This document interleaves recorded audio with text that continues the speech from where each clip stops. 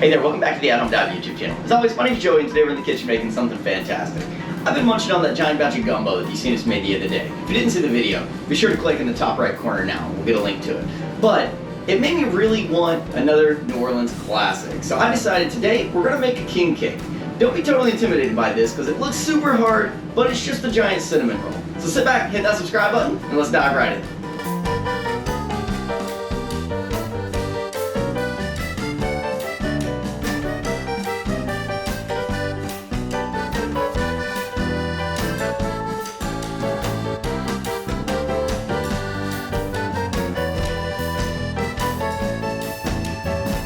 So we're going to start with just the stuff to make the dough. And so for the dough, we're going to start out 2/3 cups of warm water. This is where we're going to bloom our 1 tablespoon of yeast.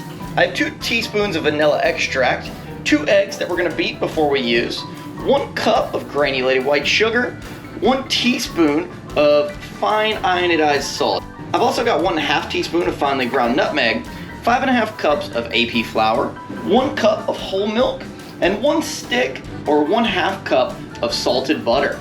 And this is what we're gonna need to get the dough started. So let's get going. So the first thing I'm gonna do is take my chopped up stick of butter and put it right into the milk. The only reason I chop it is just so it's gonna break up and get to melting faster in the microwave. The next thing I'm gonna do is take my yeast and just a little bit of my sugar. You don't really have to measure it, but I'm gonna put about a teaspoon in with the hot water. Now I'm gonna give this just a slight mix just to make sure everything's nice and incorporated. And I'm gonna set this somewhere warm for about 8 to 10 minutes.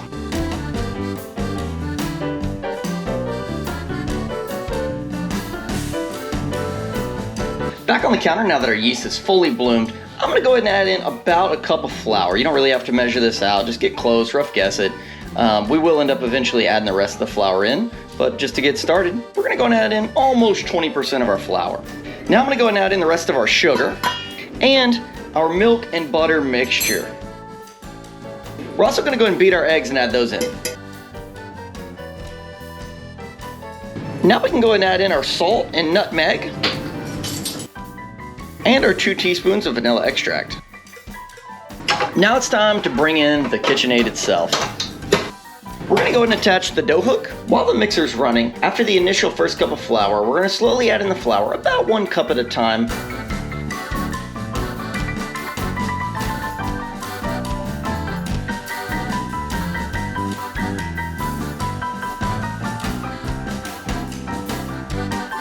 Once all the flour's in, we're gonna let the dough run on medium-low for about 8 minutes or until silky smooth.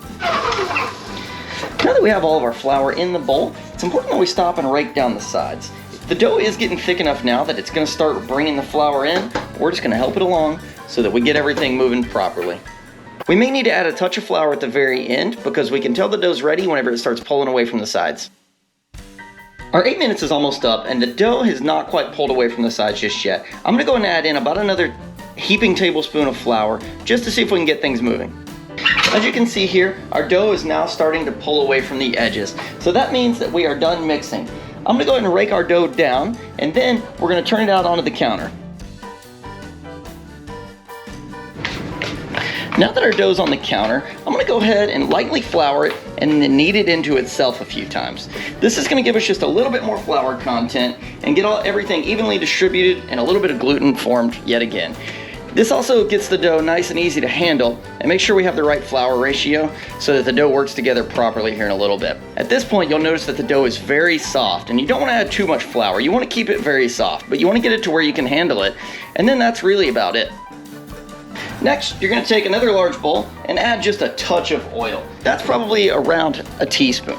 We're gonna take our dough, flip it, and drop it right in the bowl. Once you do this, roll it around and then flip it so that it's nice and coated in the oil, very lightly of course. And then we're gonna wrap this and put it somewhere warm for about 1.5 hours or until it doubles in size. While our dough is finishing rising up, we're gonna go ahead and grab the rest of the fillings we need that make this thing similar to a cinnamon roll. And this is gonna be 6 tablespoons of salted butter that I just melted, 1 cup of packed brown sugar, 2/3 cup of chopped pecans, 2 teaspoons of cinnamon, and 1/2 cup of AP flour. The first thing I'm gonna do is set the butter aside and mix everything else. Now I'm gonna go ahead and add in the butter. I'm only going to put about 2/3 of the butter in at first. And if you'll notice, that's going to be mostly the fat instead of the milk portion that's left behind. And now I'm just going to take a spoon and mix this together very gently. The reason I didn't go ahead and add in all of the butter is because I want it to have this slightly crumbly nature to it. If you can see here, it's not some big wet glob. It's nice and loose, and you can actually kind of work with it. And that's what I'm looking for. I want to be able to sprinkle this around. So this is pretty close to what I'm looking for. And as you can see, the rest of this is mainly just the white milky part that's left behind. So I'm actually just going to stop right here and call this good to go. So let's go ahead and set this aside and we'll check on the dough. So here's our dough, and as you can see, it has doubled in size, which is exactly what we were looking for. Now I'm going to go ahead and just press the air out of it, or punch it if you will, and then I'm going to go ahead and cut the dough in about half. It doesn't have to be perfect, but the closer you get, the better off you are, okay? So I'm going to set this aside, and then I'm going to go ahead and lightly flour our countertops. We may need a little bit more flour later on, so I'm going to hold some aside, but just in case, you don't want to add too much off the start. Now I'm going to take half my dough and I'm going to place it out on the countertop. Right now is when we want to shape our dough into the shape of a rectangle. And it's important that we have that flour down, because if you see there, it's starting to stick just a little bit, and we don't want that. As I start to shape this out, I'm going to keep an eye on it sticking to the counter and just monitor it and make sure that it doesn't. So, just as we divided our dough in half, I'm going to go ahead and, about divide the filling in half. It doesn't have to be perfect again, but it is important that we have a good bit of filling that's nicely close to even. I'm going to go ahead and sprinkle this around, and I'm going to try to leave a small section right here that's nice and empty. Now's where it starts to really look, again, like a cinnamon roll. So what I'm going to do is I'm going to grab the furthest part of this and roll it directly towards myself. And if you notice, like I said, we're keeping this edge nice and clean. And the reason is because if we get the sugar on there, it's not going to stick quite as well. So it's very important. Now that I have my log of dough, I'm going to go ahead and grab a baking tray.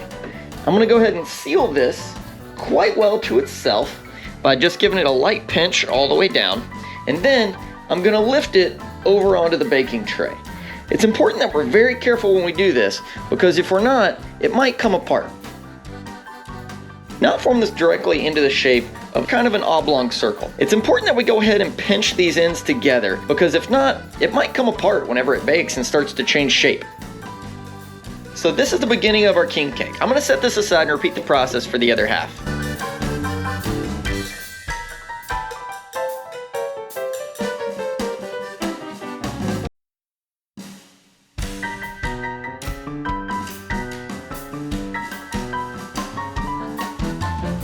So here are our two king cakes side by side, and I'm going to place them somewhere warm and cover them with a towel for about 45 more minutes so that we can get another rise out of them and not dry out. So now we're back, and we've given these time to rise just a little bit. We're going to go ahead and cut slits in the top about every 1.5 inches or so, all the way around, so that this doesn't explode while baking. Now we're going to go into our 350-degree oven for 20 to 25 minutes, or until nice and golden brown and it passes the clean toothpick test. So they have come out of the oven and they're crispy and soft and delicious. And as you can see here, this is almost clean. I'm going to go ahead and check the other one. And again, almost clean. I'm going to give these about 5 more minutes and then check them again. 5 minutes later. Alright, I went ahead and pulled our king cakes out of the oven and put them on the same tray together. And I'm going to put them on a wire rack just to get them up off the countertop and let them cool them down all the way. This is the hardest part of making king cake because it smells delicious, and you know it is delicious, but we do need to wait and let it cool down all the way so that the icing doesn't run right off of it. So, let's be patient. 1 eternity later. So we are back, and I've got 3 tablespoons of milk. I'm going to pour that into 2 cups of confectioner's sugar with 1 teaspoon of vanilla extract. And then I'm going to go ahead and add in 1 tablespoon of melted butter. Now, I'm going to go ahead and whisk these until completely smooth. Then, it's ready. Now, of course, we're going to bring back our cakes, keep our icing around, and we're going to go and put it right over the top. I'm just going to use a spoon and go right over the top nice and slow. That way I try to get it pretty even, keeping in mind that this will run down as it starts to settle. So make sure you go a little bit sparingly and get the coverage you're looking for.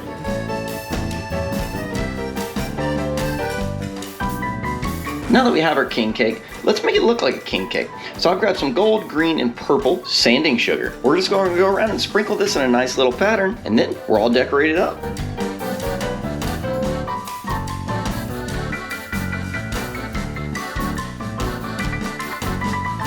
All right, friends, and there we have it. Here's our couple of king cakes. Let's go and cut one of these open and get a taste. As we pull this out, you can see the beautiful layers rolled together. You see the pecans and the cinnamon butter and the sugar and everything right here. So let's go ahead and try this out because this looks absolutely fantastic. Just as suspected, it's absolutely fit for a king. And if you notice, we did not put a baby in here, but you always have that option to go ahead and just push a baby through the bottom of the cake after baking it.